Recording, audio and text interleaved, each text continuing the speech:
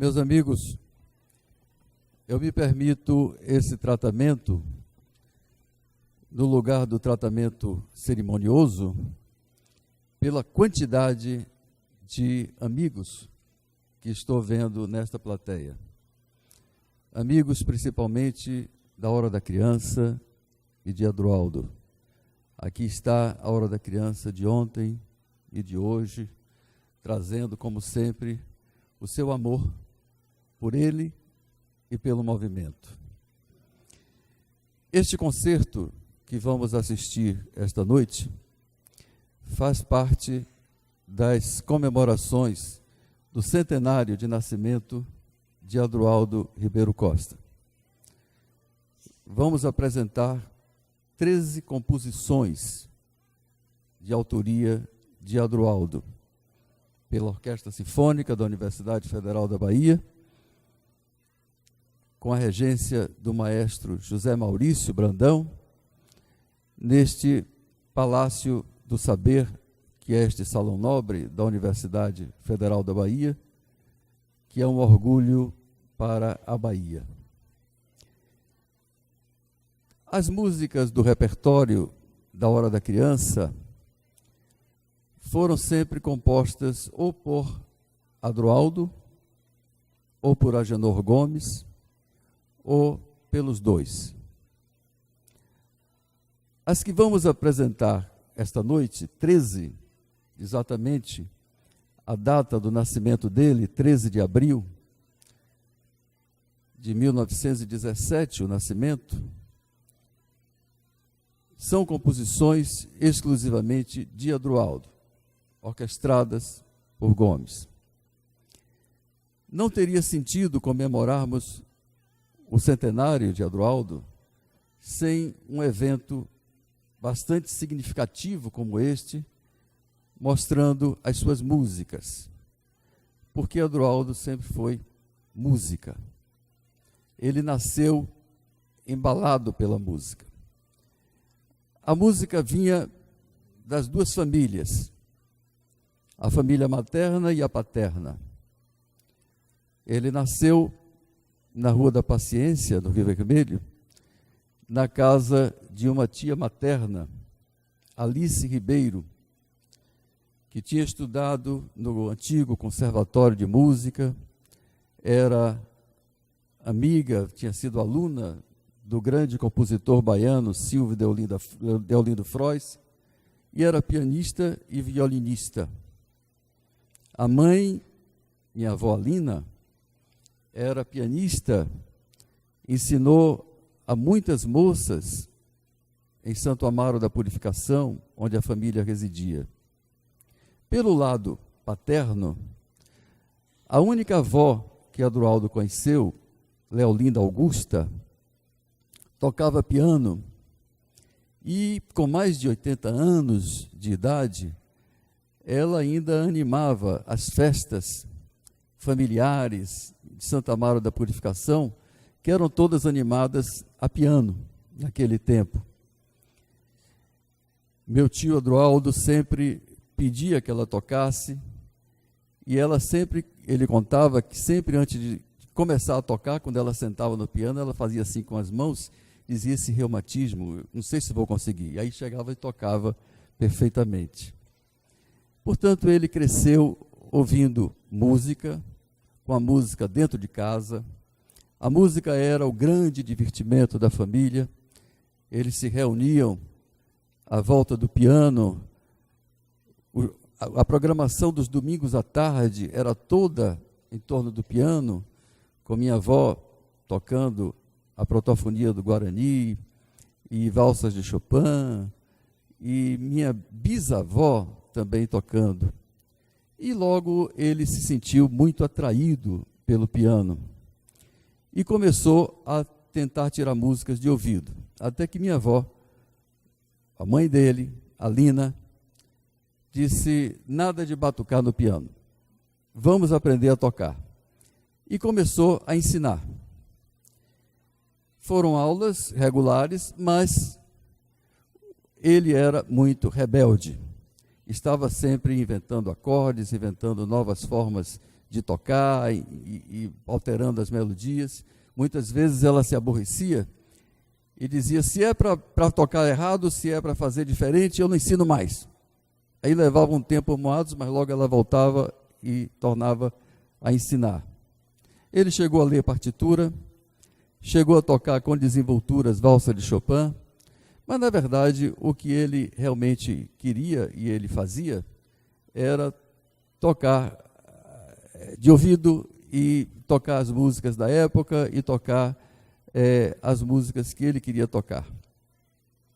Até que um dia houve uma festa em Santo Amaro, movida a um conjunto musical, um banjo, era o banjo de Léo, estava tocando e pararam, os músicos pararam para tomar alguma coisa, um refrigerante e tal. Quando a orquestra parou, o conjunto parou, ele foi para o piano. E foi um espanto até do próprio irmão, mas o que é que ele vai fazer aí? Vai tocar aquelas valsinhas que ele toca? E ele sentou no piano e começou a tocar as músicas da época, levando até uma certa vantagem sobre o conjunto que estava tocando, que estava com um repertório um pouco ultrapassado. Daí em diante começaram a se entusiasmar por isso, foi comprada uma bateria para que o irmão mais velho tocasse a bateria e resolveram formar um conjunto que eles chamaram o Nosso Trio. Ensaiavam, o mais velho, Aderbal, na bateria, Adroaldo no piano e meu pai, Aldegar, tocando outros instrumentos de percussão e cantando com os dois irmãos mais velhos.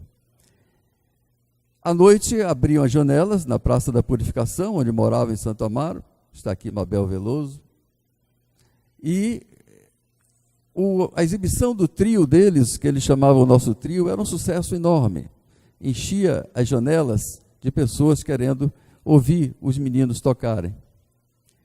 Quando, em 1939, a família veio para Itapajipe para veranear pela primeira vez na rua Júlio Davi, eles alugaram um piano, a casa não tinha, trouxeram a bateria no naviozinho da Baiana e começaram a tocar à noite também em Itapajipe, mas aí já com um repertório organizado. Foi o mesmo sucesso.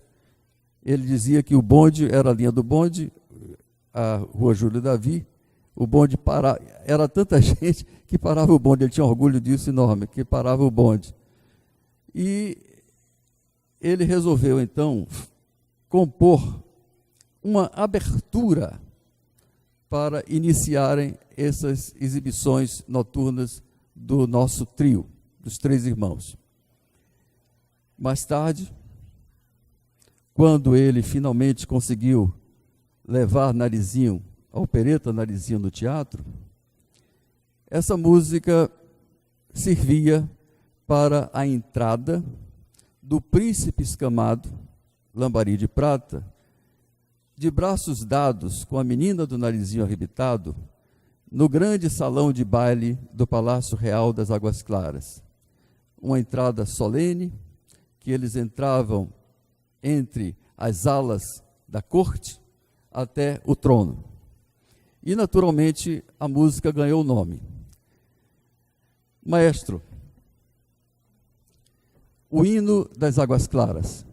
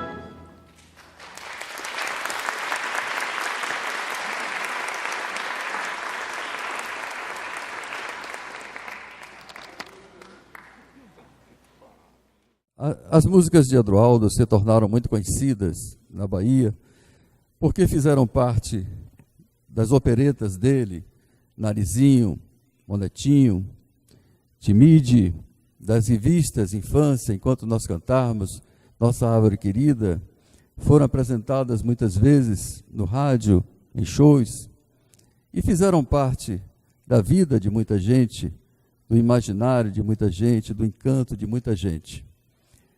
Mas fiz questão de colocar logo no início desta apresentação como um presente de Adroaldo, um presente dele para principalmente o pessoal da Hora da Criança, uma música absolutamente inédita.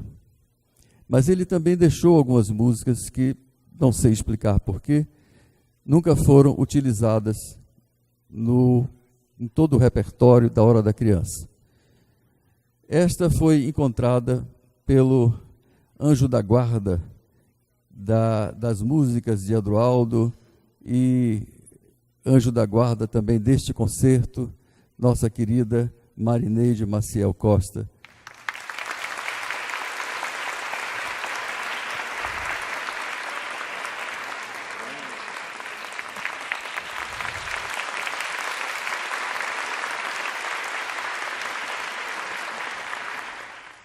Encontrada, entre outras músicas, com a data de 1945.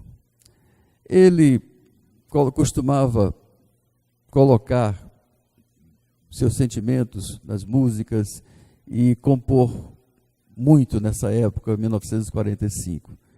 Esta tem o nome de Berceuse. Berceuse é a canção de ninar a criança, como os franceses chamam. É uma composição para piano e orquestra, mas aqui, me parece, não terá o piano. Portanto, maestro, Berceuse.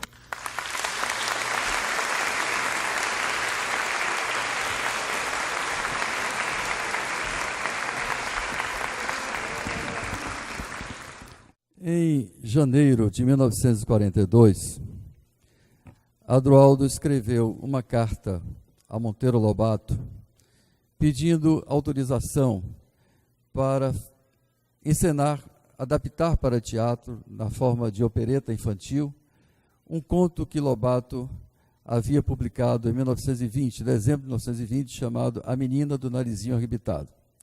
O conto ainda não havia se transformado em Renações de Narizinho, que foi a ampliação desse conto. Era ainda o conto original. Ele tinha tão pouca esperança de que Lobato respondesse. Lobato era, naquela época, o maior nome da intelectualidade brasileira e um escritor polêmico e difícil, que nem sequer guardou a cópia dessa carta, do que ele se arrependeu o resto da vida. Mas, para a surpresa dele, poucos dias depois, ele recebeu a carta de Lobato autorizando, não apenas autorizando, como dando carta branca para que ele fizesse a opereta como quisesse, e se mostrando muito feliz dele fazer. A família residia ainda em Santo Amaro da Purificação, mas eles estavam veraneando em Itapajipe, em 1942, na Rua do Fogo, uma ruazinha estreita de Itapajipe. Ele ficou tão feliz ao receber essa autorização de Lobato, que se sentiu na necessidade de imediatamente começar o trabalho. Na verdade, ele não havia feito nada ainda, apenas algumas anotações a lápis no livro que ele tinha da Menina do Narizinho Arrebitado. Mas sentiu necessidade de sair para comprar logo cadernos. Ele gostava muito de anotar coisas em cadernos, como uma espécie de borrão para a futura opereta. Se dirigiu para o banheiro, para tomar um banho, imaginando o início dessa opereta. Bom, tem que começar com o Narizinho se dirigindo ao Ribeirão, levando na mão a boneca de pano. E, naturalmente, como é uma opereta, ela irá cantando. Mas cantando o quê? O entusiasmo dele era tão grande que, enquanto a água caía do chuveiro, ele começou a cantar melodia e letra da música. Quando saiu, a mãe dele, minha avó Lina, perguntou: que canção bonita era essa que você estava tocando? E ele, muito feliz, disse do que se tratava: a área de Narizinho. Senhores, vamos ouvir agora, com a voz dessa menina encantadora, essa Aisla, vamos ouvir a música que povoou a infância, o imaginário de milhares de crianças nessa Bahia no século passado, que encantou milhares de adultos e que fez Monteiro Lobato chorar de emoção num camarote do velho Teatro Guarani. Maestro, a área de Narizinho.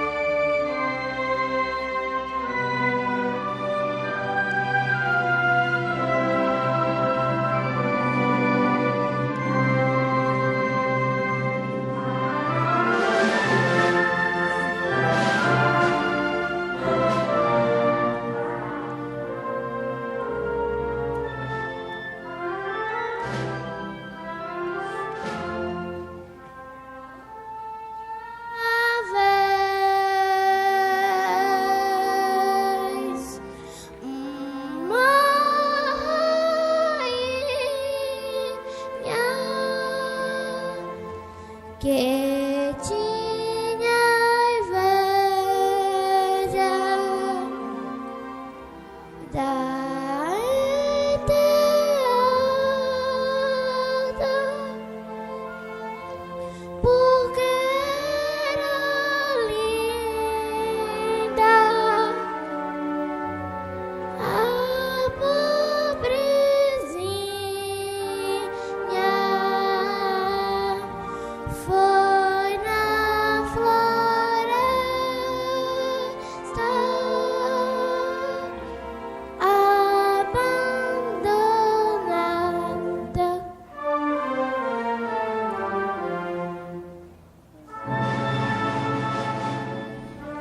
canta sol, bota a cabecinha de fora. Canta sol, bota a cabecinha de fora.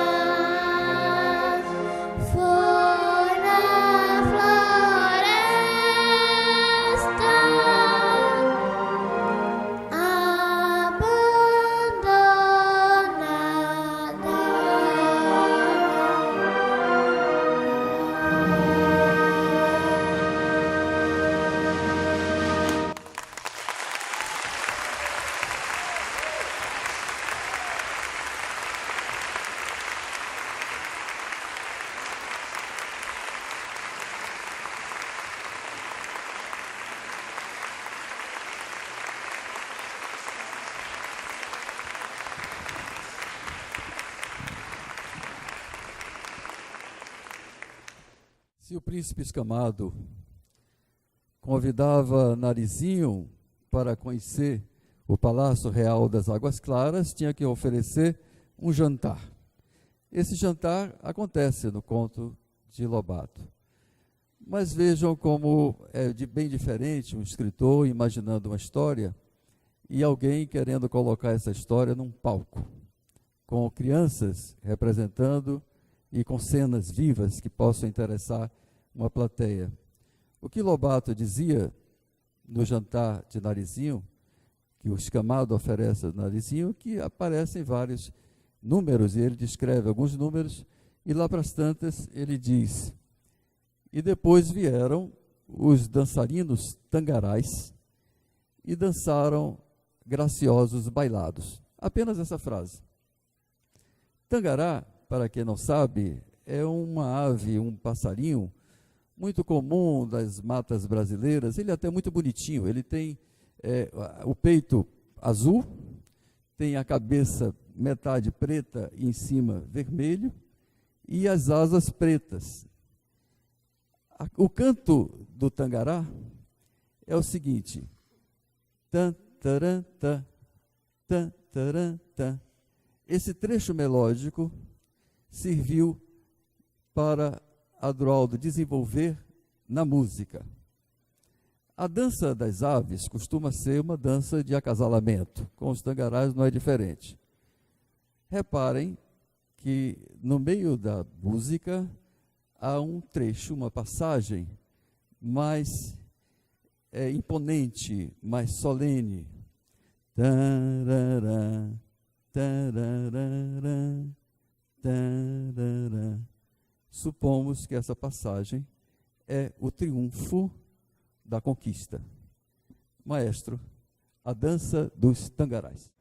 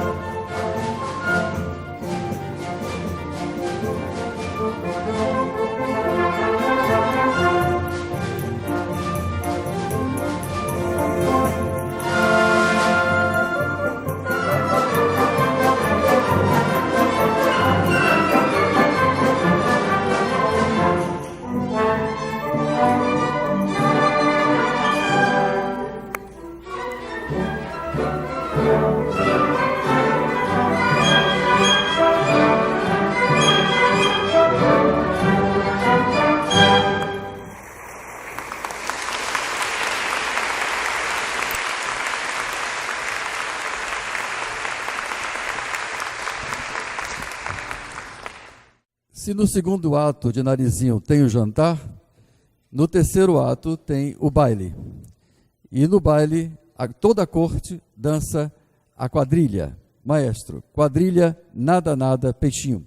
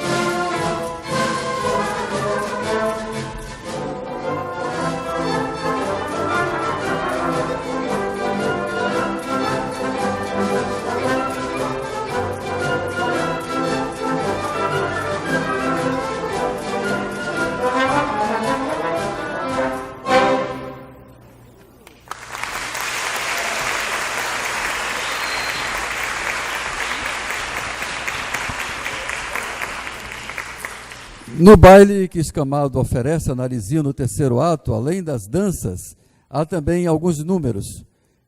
Entre eles, a dança das libélulas, que na época foi coreografada, a primeira Narizinho, e essa coreografia valeu por muitas Narizinhos que vieram depois, e embora tivessem sofrido, às vezes, algumas adaptações, mas essa coreografia básica criada por Odete Franco, e aqui a oportunidade de homenageá-la, a grande coreógrafa da Hora da Criança, a que criou todas aquelas coreografias assistidas por tanta gente.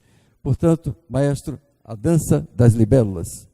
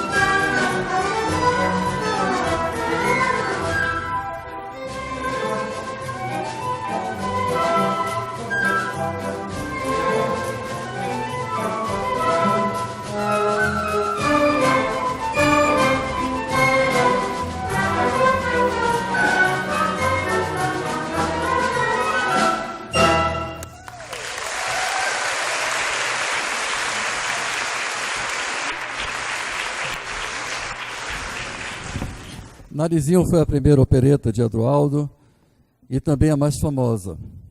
Mas não tenho dúvida de que a de maior bilheteria foi Monetinho, em 1955. Em 1955, para os senhores terem uma ideia, foram encenados consecutivamente 23 espetáculos no Teatro do Instituto Normal, que é uma plateia de 1.700 lugares, com a plateia lotada. Monetinho é um drama de tese para o teatro infantil. Trata da criança abandonada dentro do próprio lar e também nas ruas. Portanto, ela desenvolve-se em dois planos: o plano íntimo, individual, e o plano geral, que são os meninos do Vale Perdido, os meninos de rua. A história se passa no Palácio de Ouro e Marfim, do rei Radalbérico I e da rainha Lurialinda, que são reis que cuidam apenas de si, ela sempre preocupada com a beleza, com a vaidade, com os vestidos, com a maquiagem, com futilidades, e ele também com caças, com divertimentos. No reino existem dois conselheiros: o Malefício, que estimula esse comportamento dos soberanos, e o conselheiro Bonifácio, que tenta fazer com que os soberanos mudem de atitude diante do reino, mas também diante de Monetinho, que é um príncipe que tem um quarto cheio de brinquedos. Cada vez que eles se lembram de Monetinho, eles dão um presente para Monetinho, mas não dão o principal, que é a atenção, que é amor, que é carinho que o filho merece. Monetinho tinha dois momentos que intrigavam bastante a plateia.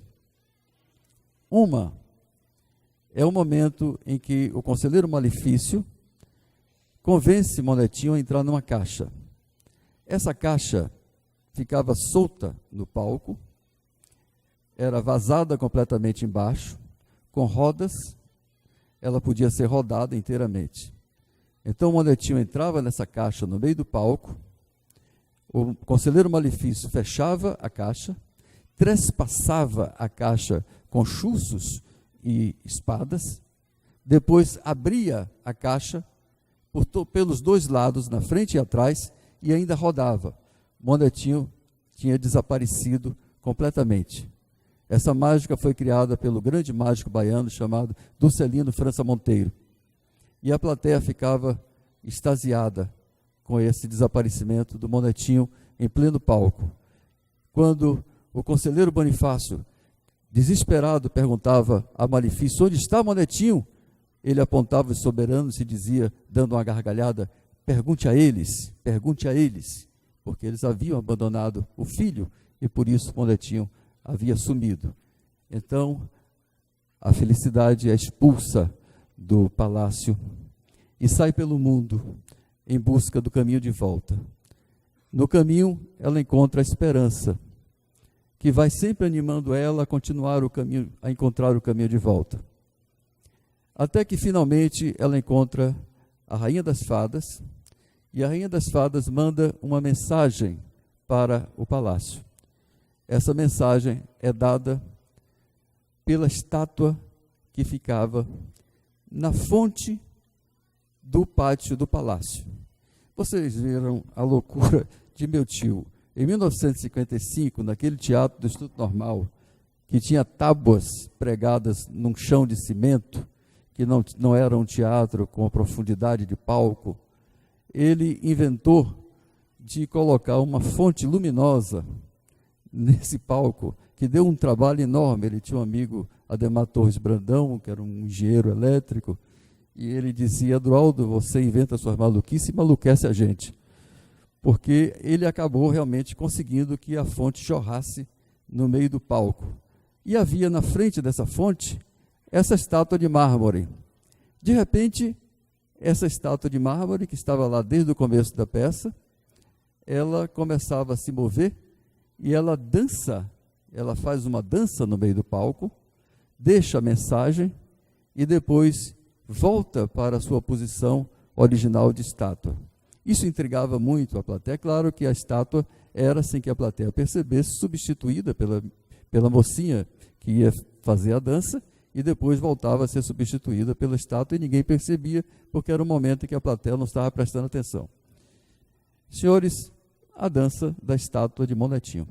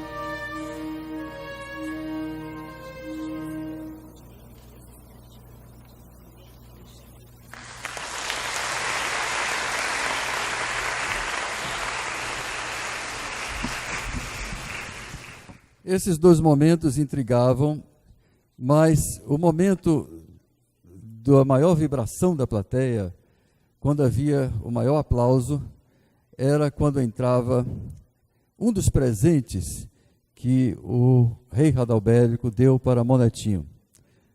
Uma banda tocando um dobrado. Essa banda entrava evoluindo, e a evolução era bastante complicada, também uma criação na época de Odete, aí também com Adroaldo, e acabava formando o M de Monetinho no meio. Os meninos vinham fardadinhos e tocando instrumentos em tamanho menor, miniatura, mas absolutamente idênticos aos instrumentos verdadeiros. Naturalmente, quem tocava era a orquestra e eles fingiam que tocavam. A banda de Monetinho.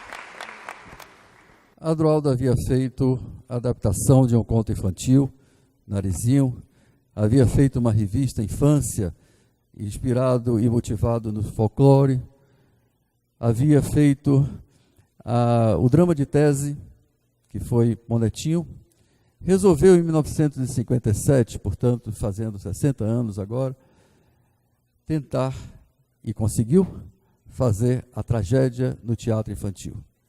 Ocorre que, naquele ano, o Departamento de Saúde, o Departamento de Criança do Ministério da Saúde, declarou ao Brasil que morriam 2.000 crianças por dia.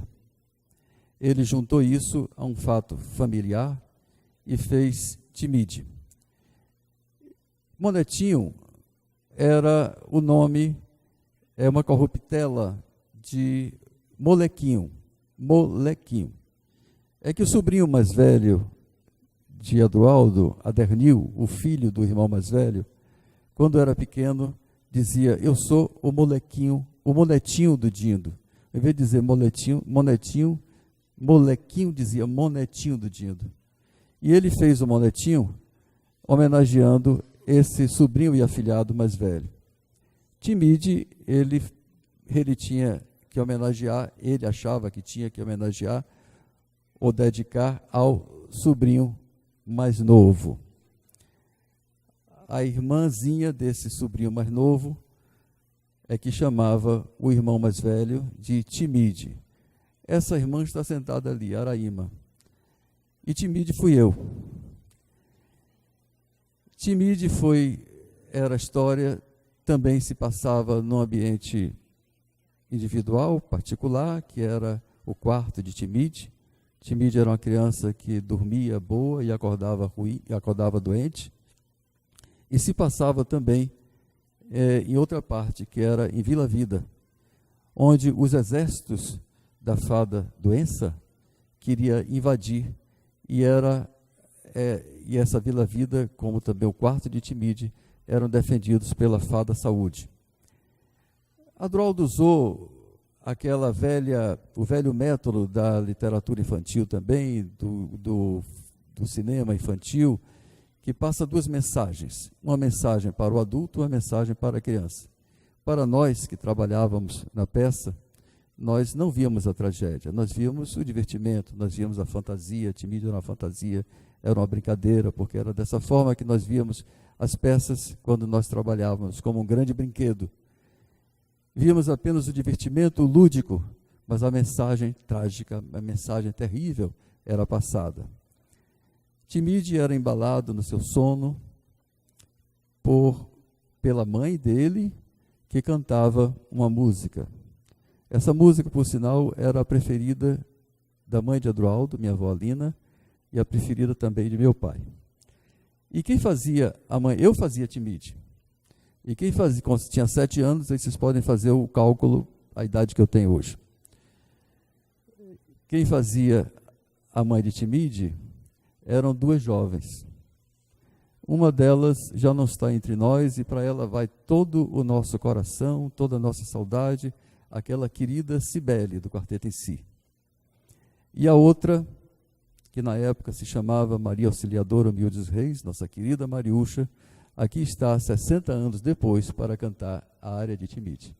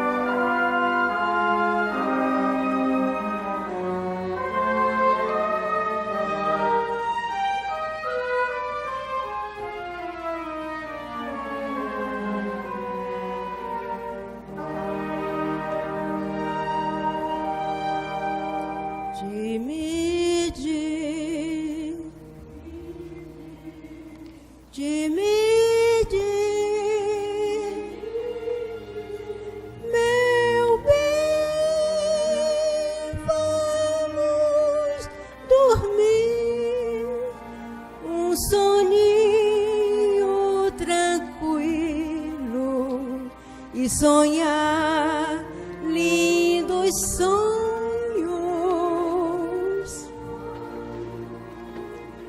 Amanhã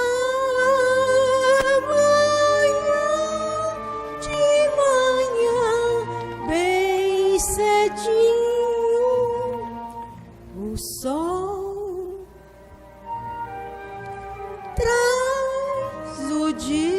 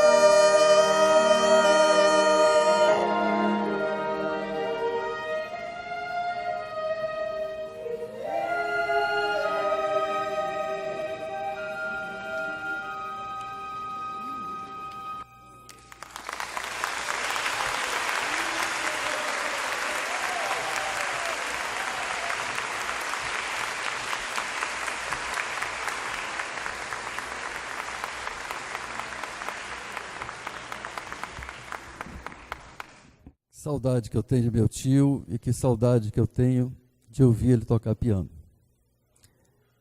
Essa festa não estaria completa se ele próprio não tocasse. Meus amigos, Adroaldo Ribeiro Costa tocando no piano. Infelizmente não foi no piano, porque no estúdio, quando foram gravar Hora de Cantar, em 1981, não havia piano, não havia piano acústico, havia piano elétrico.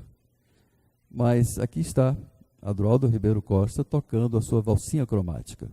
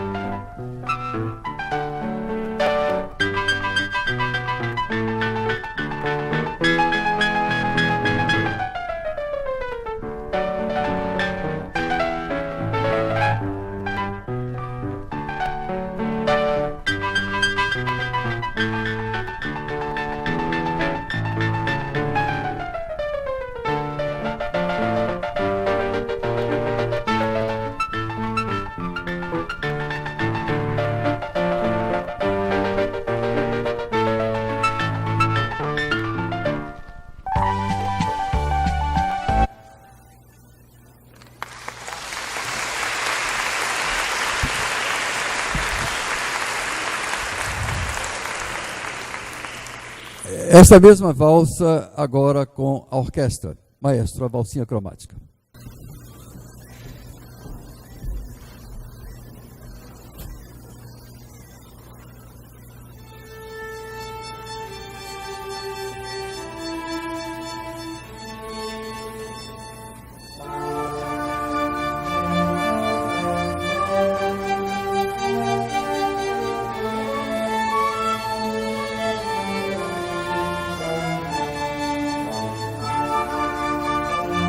Thank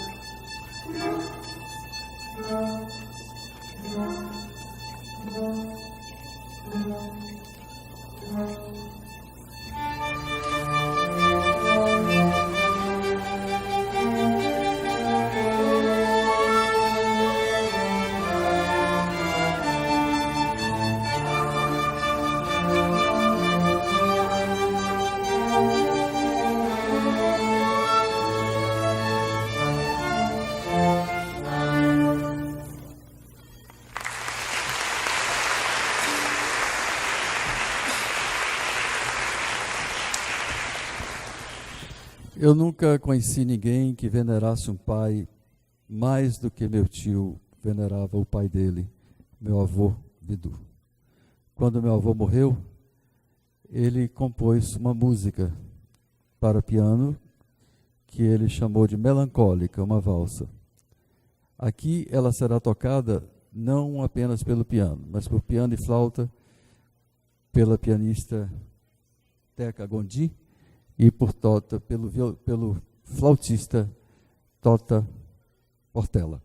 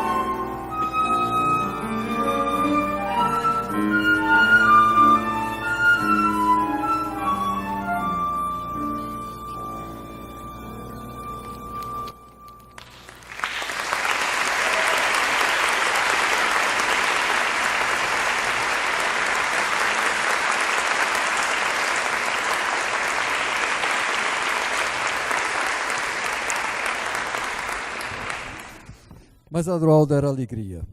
E não podia ser diferente, ele dizia isso. Um homem que dedicou a vida toda à educação da infância e da juventude, tinha que passar também muita alegria. Nos anos 60 do século passado, havia na Bahia um grande evento estudantil, que eram as Olimpíadas Baianas da Primavera. Nos anos 62, 63,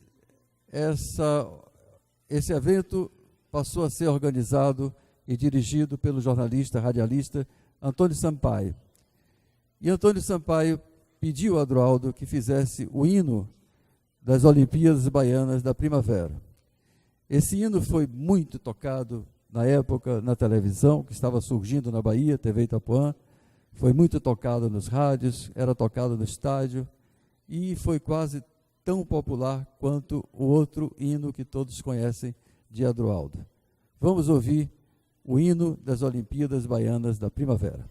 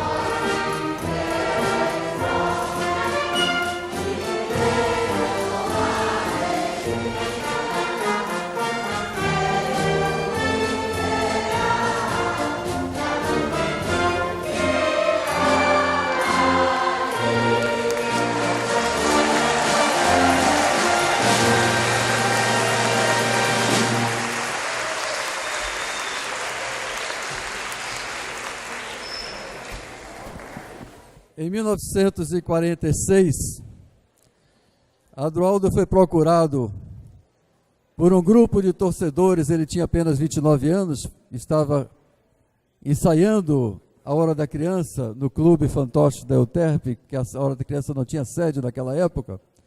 Foi procurado por um grupo de torcedores, pedindo que ele fizesse uma marcha para a torcida do lado B do Campo da Graça, onde se concentrava a torcida do Esporte Clube Bahia. Adroaldo sempre foi um Bahia doente e, no dia seguinte, ele compôs a marcha da torcida tricolor, que nem ele jamais imaginou que ia se transformar no hino do Bahia, que hoje é cantado por todo mundo. Maestro, o hino do Bahia para encerrar o nosso concerto.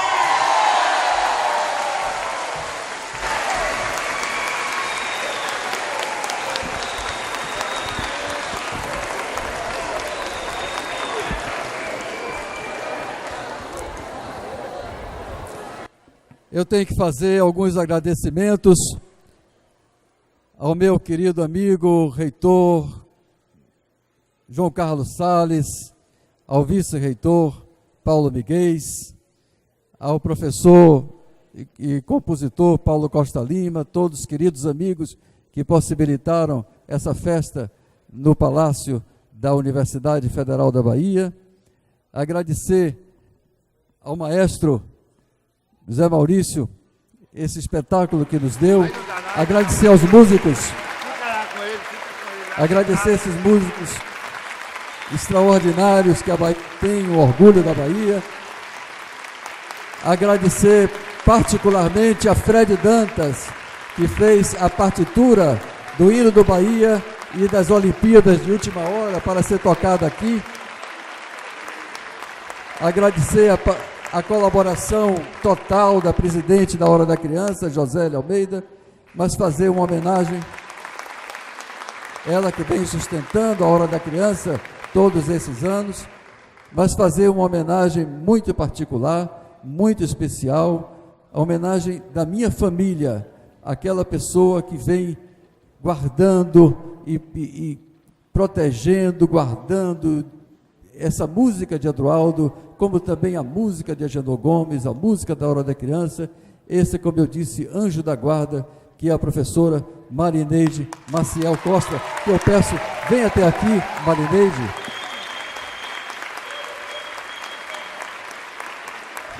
Chamo também a professora Josélia, aqui à frente, a presidente da Hora da Criança, a professora Josélia Almeida, e vou pedir ao meu sobrinho neto, sobrinho bisneto de Adroaldo, Pedro, que entregue essas flores a Marineide.